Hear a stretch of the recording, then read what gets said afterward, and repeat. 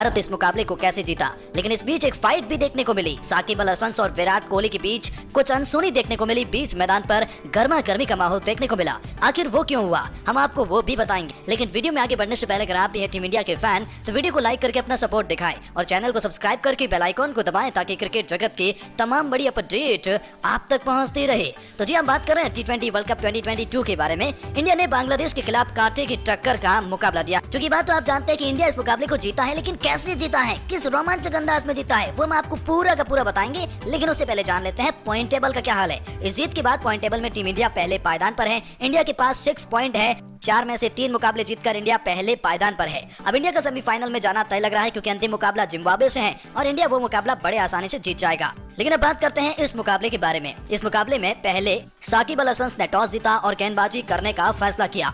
उनका फैसला बिल्कुल सही साबित हुआ। इस बार कप्तान रोहित का बल्ला नहीं चला, लेकिन चला केएल राहुल का बल्ला। 32 गेंद पर 50 रन की अर्धशतकीय पारी खेली। उसके बाद किंग कोहली का बल्ला चला, जिन्होंने 44 गेंदों पर 64 रन की पारी खेली और नॉट आउट रहे। सूर्य कुमार यादव ने भी 16 गेंद पर 30 रन बनाए और अश्विन ने 6 गेंद पर 13 रन बनाए। इंडिया ने 184 रन बनाए 6 विकेट के नुकसान पर पूरे 20 ओवर में। इस लक्ष्य का पीछा करने उतरी बांग्लादेश क्रिकेट टीम की शुरुआत तो कमाल की रही। बांग्लादेश की जो शुरुआत हुई उनमें लिटन दास और सैंटो ने शानदार शुरुआत दी और एक तरफा मुकाबला लगभग कर दिया था, क्योंकि पावर प्ले में उन्होंने बहुत ज्यादा रन कूटे।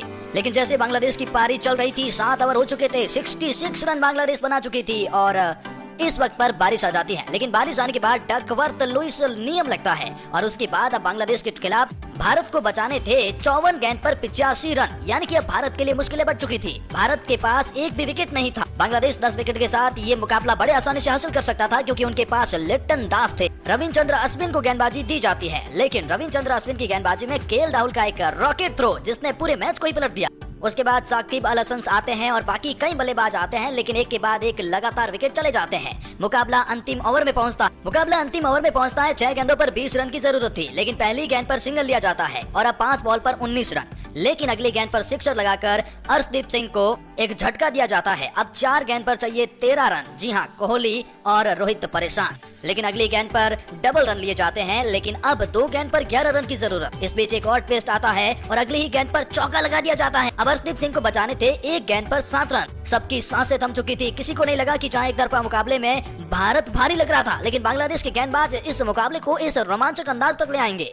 भारत हार तो नहीं सकती थी, लेकिन इस मुकाबले में सुपर ओवर तक जा सकती थी। लेकिन अर्शदीप सिंह की शानदार सटीक यॉर्कर की वजह से वो सिंगल ही ले पाए और अब भारत इस मुकाबले को जीत जाता है 5 रन। इस बीच विराट कोहली और साकिब अल हसन के बीच में गर्मा गर्मी का माहौल देखने को मिला, क्योंकि विराट के पास एक ऐसी गेंद आती है जो 9 बॉल होती है। विराट तुरंत ही एम्पायर से 9 बॉल का इशारा कर देते हैं। साकिब अल हसन विराट के पास एम्पायर के पास जाते हैं और कहते हैं विराट के कहने पर 9 बॉल दी जाती है, विराट एम्पायरिंग क्यों कर रहे हैं।